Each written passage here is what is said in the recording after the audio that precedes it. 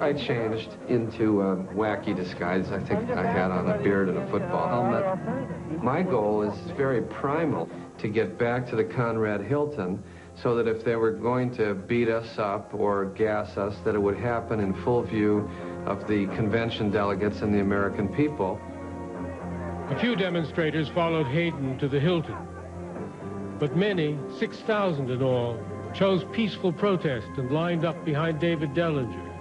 People wearing helmets should move to the outside of the line, please. Waiting for them was a line of policemen. Dellinger tried to negotiate with the police. He had done this in other cities where officials ultimately had relented. There'll be no march. There'll be no march. There's no permit to march. Chicago's police had been told that the demonstrators fully intended to disrupt the convention.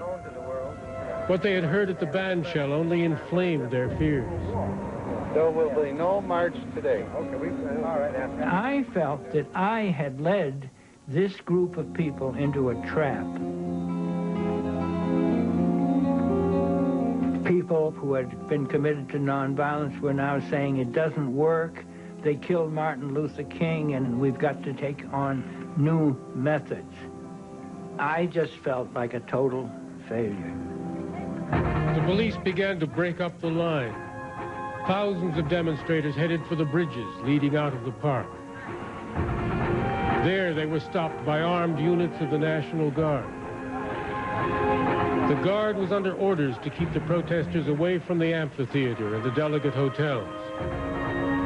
As the demonstrators were being kept at bay, the delegates were finally voting on the peace plank and the direction of the war.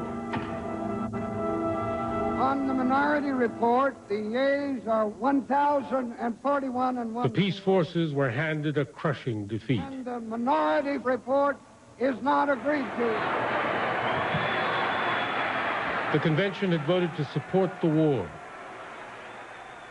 Humphrey's nomination was a foregone conclusion.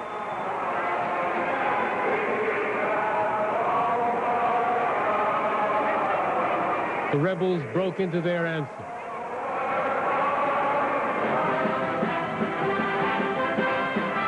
To drown them out, party managers directed the band to strike up another tune.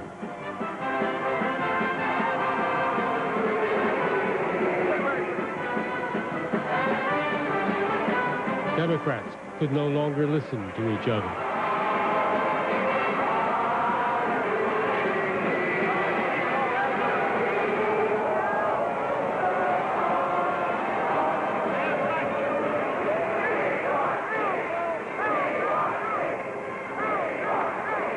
We were desolate. All of the work that we had done, all of the effort we had made had, it seemed to us, come to naught. And although we knew better, I suppose, in our minds, our hearts were broken. I don't remember if it was day or night. I don't remember who was there. I just remember all of a sudden the floor was empty. I mean, I don't even remember the people leaving. And there was a group of people marching in a circle in front of the podium, and they had flags. And I got up and I started to march with them. And I eventually held one of the flags. We marched around. I remember I was sweating. It was like I was in a football game or some kind. It was just a tremendous emotional outlet. I don't think anyone said anything. We just did it.